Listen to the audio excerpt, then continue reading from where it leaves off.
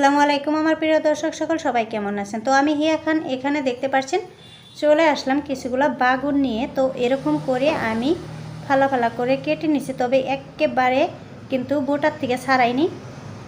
গোটা বাগুনটাই এরকমই রয়েছে, শুধু কেঁচো কেঁচো করে একটু চিকন সাইজ করে লম্বা করে আমি এভাবে ফালা করে নিয়েছি, আর এরকম বোটাটাও রেখে দিয়েছি। তো এগুলো আমি জল দিয়ে খুব ভালো মতো পরিষ্কার করে নিয়েছি, ধুয়ে নিয়েছি। তো কেটে কিন্তু আমি জলের মাঝে ডুবিয়ে রেখেছিলাম, তার জন্য বাগুনের কালারটা কিন্তু ঠিকই আছে, তা না হলে কিন্তু লাল লাল হয়ে যেত। তো এগুলো আমি এখন কি করব দেখতে থাকুন। এরকম একটা বোল নিয়েছি, তো এখানে দিয়ে দিলাম আমি তো বুটের যেটা গুঁড়া থাকে, তো সেটা দিয়ে দিলাম বেসন। তো পরিমাণ মতো যতটুকু প্রয়োজন ততটুকু, লাগলে পরে আরও দেব। তো এবার এখানে আমি দিয়ে দিচ্ছি পরিমাণ মতো হলুদের গুঁড়া, আর এবার দিয়ে দিলাম জিরা গুঁড়া, ধনিয়ার গুঁড়া। তো এবার আমি এখানে দিয়ে দিচ্ছি শুকনো লঙ্কা গুঁড়া। তো দেখতে পাচ্ছেন পরিমাণ মতো দিয়ে দিলাম। তো লঙ্কা গুঁড়াটা একটু বেশি দিলাম। তো এখানে একটু সামান্য জল দিয়ে দিচ্ছি। তো খুব বেশি আগে দেওয়া যাবে না, যদি আবার বেশি হয়ে যায়। তো মাঝখানে কিন্তু আমি স্বাদ মতো লবণ দিয়ে দিচ্ছি, সেটা কিন্তু স্কিপ হয়ে গেছে, আর আপনাদেরকে বলতেও সেটা আমি ভুলে গেছি। তো এরকম হাত দিয়ে মেখে নিচ্ছি। তো মনে হচ্ছে যে এখানে আরও জল লাগবে, তাই একটু একটু করে মিক্স করব আর এটাকে মাখবো। তো এরকম করে আমি খুব ভালো মতো এটাকে মিক্স করে নিচ্ছি। তো মাঝে মাঝে একটু করে জল নিচ্ছি আর মিক্স করছি। তো হয়ে গেল মেশানো। তো এবার আমি যে বাগুনগুলো যে আমি ফালা করে রেখে দিয়েছি সেগুলোকে এরকম করে করে নিচ্ছি এই ব্যাটারটার সাথে। তো দেখতে পাচ্ছেন ব্যাটারটাকে এইভাবে আমি বাগুনটাকে চার থেকে সমানভাবে একদম পুট করে নিচ্ছি, ভরিয়ে নিচ্ছি। তো এরকম করে নিয়ে এটা রেখে দিলাম। এবার আমি চলে যাব চুলার কাছে। আগে থেকে কড়াই বসানো ছিল, কড়াই অলরেডি গরম হয়ে গেছে, হাই হিটে রেখে আমি গরম করে নিয়েছি। তো এবার আমি এখানে রিফাইন তেল দিয়ে দিলাম। তেলের পরিমাণটা একটু বেশি দিতে হবে, যাতে ডুবো তেলে ভাজতে পারি। বাগুন তো অ্যাকচুয়ালি ডুবো তেলে ভাজা যায় না, তারপরেও যেহেতু বাগুন যতই জল বা তেল দিই না কেন তবু ভেসেই থাকবে, তারপরেও একটু তেলের পরিমাণটা বেশি দিয়ে এরকম করে আমি ভেজে নিচ্ছি। তো চুলার আঁচটা কিন্তু একটু কমিয়ে দিতে হবে।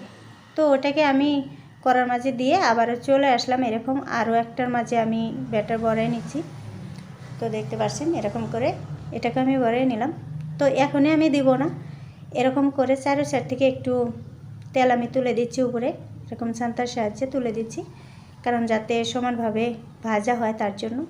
তো এরকম বোটা সহকারে আমি ভেজে নিব কিন্তু। তো দেখতে পাচ্ছেন তেলটাকে আমি এভাবে তুলে দিয়ে তারপর একটা পিঠ ভালো মতো ভেজে নিয়ে অপর পিঠে উল্টে দেব।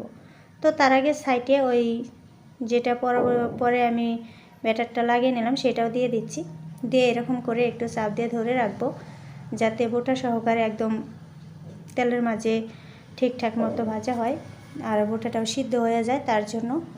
তো এটা কিন্তু একটু চাপ দিয়ে ধরে রাখতে হবে। তো এরকম করে আমরা নিত্য নতুন রেসিপি তৈরি করতে কার না ভালো লাগে, আমরা যত ইউটিউবার আছি তো সবারই কিন্তু এরকম নিত্য নতুন রেসিপি তৈরি করতে ভালো লাগে আমি মনে করি। আসলে আমরা মাছ মাংস সবসময় খেয়ে থাকলেও সবসময় তো সবাই কম বেশি মাছ মাংস রেসিপি দিয়েই থাকে। তো সবথেকে নিরামিষ রেসিপিটাই হয়তো নিত্য নতুন করে তৈরি করে যদি সেটা আমরা শেয়ার করি তাহলে কিন্তু একটু দেখতেও ভালো লাগে আর নতুন কিছু শেখা যায়। আর মাছ মাংসটা কম বেশি সবাই রান্না করতে জানে, তার জন্য আর কি এরকম। তো আমার মতো নিরামিষ সবজি নতুন নতুন করে রান্না করতে কার কার বেশি ভালো লাগে কমেন্ট বক্সে জানিয়ে দেবেন। অনেকেই হয়তো অনেক বড় বড় করে কমেন্ট করে কিন্তু লাইক করতে ভুলে যায়। প্লিজ এরকম করবেন না, যদি পারেন সবাই একটু লাইকটা করার চেষ্টা করবেন, কারণ সবাই অনেক কষ্ট করে ভিডিও বানায়। তো আমি চাই আমি যেরকম কষ্ট করে ভিডিও বানাই তো আপনারাও তো এরকম কষ্ট করে ভিডিও বানান, তাই আমি চাই যে প্লিজ সবাই সবার ভিডিওতে লাইক করবেন। কমেন্টও আপনারা ছোটো করে করেন, তাতে সমস্যা নেই। যেমন ধরেন আমি এই রেসিপিটা তৈরি করছি, রেসিপির মাঝে যদি আপনারা ওয়াও অসাধারণ মাশাআল্লাহ খুব সুন্দর হয়েছে বা দারুণ রেসিপি বা লোভনীয় যে কোনো একটা ভাষা লিখলেই কিন্তু বোঝা যাবে যে অ্যাকচুয়ালি ভালো লাগছে। তো তো রান্নাটা হয়তো ভালো লাগছে বা রেসিপিটা ভালো লাগছে, তার জন্য মাশাআল্লাহ বলেছেন। কিন্তু লাইকটাও করা জরুরি। অনেকেই আছে হয়তো অনেক বড় বড় কমেন্ট করে, কিন্তু লাইক করতে অ্যাকচুয়ালি ভুলে যায়। তো প্লিজ লাইকটা প্রথমে দিয়ে নেবেন, তারপর কমেন্টটা করবেন। তো বলতে চাইছিলাম না, তারপরেও বললাম, কারণ লাইকের কথা বলতে বলতে এখন নিজেরই মনে হয় মুখ ব্যথা হয়ে গেছে, আর নিজেই ভুলে যাই যে লাইক করতে বলতে হবে কি না, তার জন্য বলতেই চাই না, তারপরেও আজ বলে ফেললাম। তো আপনাদের কাছে ছোট্ট একটা রিকোয়েস্ট করি, যারা আমার চ্যানেলটা এখনও সাবস্ক্রাইব করেন নাই তারা এখনই সাবস্ক্রাইব করে পাশে থাকা বেল আইকনটিকে ক্লিক করে অল অপশানে ক্লিক করে দেবেন, যাতে আমার বানানো প্রত্যেকটা নিত্য নতুন রেসিপি সবার আগে আপনাদের কাছে পৌঁছে যায়।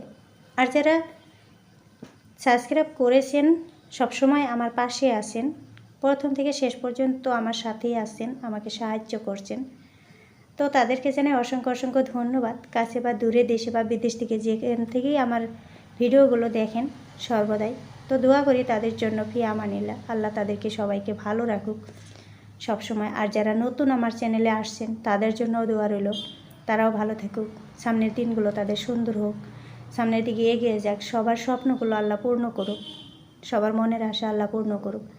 তো সবার ছোট ছোট আশাগুলো আল্লাহ পূর্ণ করে শেষে তার সাথে আমারও আশা পূর্ণ করুক আল্লাহ। তো এটাই আল্লাহর কাছে দোয়া করি, এটাই কামনা করি সর্বদাই। তো আজকের রেসিপিটা আপনাদের কাছে কেমন লেগেছে কমেন্ট বক্সে জানিয়ে দেবেন। যদি সত্যি ভালো লেগে থাকে তাহলে একটা লাইক কমেন্ট শেয়ার করে দেবেন, যাতে সবার কাছে পৌঁছে যায়, সবাই যাতে দেখতে পায়। হয়তো একদমই সহজ একটা রেসিপি, সবাই জানেন কম বেশি, তারপরেও চেষ্টা করলাম একটু আপনাদের মতো করে তৈরি করতে। তো হয়েছে কিনা জানি না, তো কেমন লাগছে আমার রেসিপিটা একটু বলে দেবেন। আর যারা এরকম করে কখনো খাননি তারা বাড়িতে একবার ট্রাই করবেন, খেয়ে দেখবেন, চেষ্টা করবেন, অবশ্যই খুবই মজাদার একটা রেসিপি। এরকম করে বাগুন ভাজি অনেকটাই টেস্টি হয়, খুবই সুস্বাদু হয়, তো খেলে হয়তো বুঝতে পারবেন। তো আজকের মতো এই পর্যন্তই, ভিডিও ছোট হলেও অনেক কথা বলে ফেলেছি। তো সবাই ভালো থাকবেন, সুস্থ থাকবেন, ভুল হলে ক্ষমা করবেন। তো আজকের মতো এই পর্যন্ত, আল্লাহ হাফেজ, আসসালামু আলাইকুম।